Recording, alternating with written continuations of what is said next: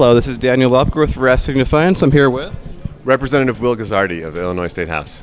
And right now we're going to be talking about an event that we're doing right here. But first, just want to go over a few things to let everyone know what you stand for and what you want to work with.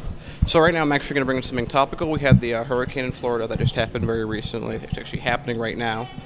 So you have, for example, Rick Scott, who's the governor, who's been an avid climate change denier the entire time through. And now you see him kind of freak out a bit when the storm comes. What do you think it would take for someone like him to give up his fossil fuel interests and view those as less important than the future of the planet? Yeah, I think it's so sad to see that so many people in charge of important places in this country, like the state of Florida, right, are simply denying the reality of science, and the consequences are very serious, as we're seeing right now. So I think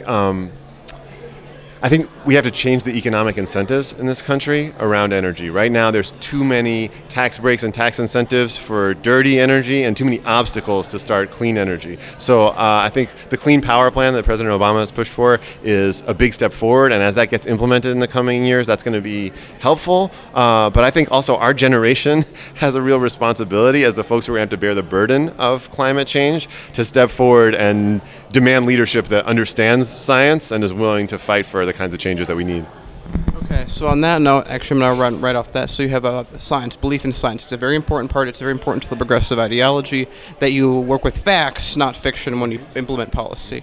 What do you see as something internally within politics, specifically here in the state, but maybe more generally in federal level, that can help push people towards that objective, towards that goal? And I would say that tie that in with campaign finance, that'd be terrific. Yeah, absolutely. I mean, I think that's a huge part of it, is that in this day and age, there's so many sources of information for people, right? And it's too easy, I think, for folks to get only the kind of information that they want, right? Only the information that confirms the beliefs they already hold, right? And it's hard for us to step out of that box and get challenged with different beliefs. And I think that that the current campaign structure is really, represents and embodies that. That we see the voices of people who are already in power being amplified by their money and their influence in the political system, right? And so the only voices we hear, it's that same echo chamber effect. The only voices we hear are the voices we're already hearing. And so I think that campaign finance reform is a critical issue if we want to enable new voices to enter the scene, right? If we want young folks, people of color, people from underrepresented communities to get involved in politics and to be able to have to speak truth to power in the real literal sense, we need to make it easier for those folks to find access to power, and campaign finance reform is a crucial piece of that. Right, I'm going to go even further on campaign finance. So there's several bills that have going through Congress in some ways to address it. Some are watered down, some are really beefy. What do you think is the most effective way to deal with campaign finance?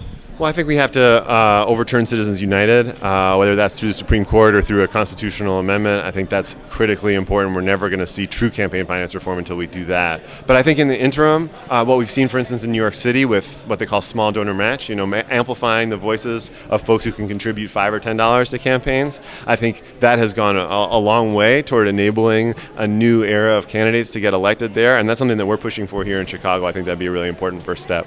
Okay, so more local to Chicago, obviously with like every major city, there's a homeless problem. I wouldn't say as much as it's being homeless that people don't have an ability to get a job or pull out and get homeless. So, for example, in Utah, they've reduced their amount of homeless people by 93% by giving them homes. What a novel idea. Right. Would you support this idea? And if you have, do you have anything in the works on it? Yeah, I mean, I think it's really a marvel what happened in Utah, and it's an example that we should all look to in our states to see if we can replicate that kind of success. It's a huge challenge. Poverty is a huge challenge in the city of Chicago, and yeah, I mean, it's sort of shocking that we haven't gotten our heads around this, but I think the best way to address poverty is to give poor folks money, right? Like, we can try to dress it up all kinds of ways, but I think direct financial aid to people with low or no incomes is the most proven successful way of lifting people out of poverty. I'll also say that would this be like a minimum yearly amount that everyone gets? Basic income. I mean, that's an idea that I've been reading some about. I think is really interesting. But I mean, you look at Social Security. right, which is probably the single most effective entitlement program in the history of the United States, right? Poverty among the elderly was a huge crisis in this country not that long ago, and it really has declined dramatically, simply because we're giving folks checks, right? Senior citizens get a check every month from the government, and all of a sudden there's a lot fewer poor seniors. So. Yeah, I think that's a good amount on policy. Tell us why we're here. Great. So we're here for the launch event of Tuition Free Illinois, which is a new campaign that I'm putting together with a number of coalition partners and community groups from around the city and across the state. And we're advocating for free tuition at the 2- and 4-year institutions here in Illinois. So our public colleges, our universities and community colleges. And we've got some great speakers here tonight who are going to tell a story of how student debt has affected them and their lives. And we're going to talk about the plan of how to make this happen, exactly what the policy looks like, and how we're going to push in Springfield to try to make this happen. Great. I'm sure everyone looks forward to that. See you next time. Thank you very much.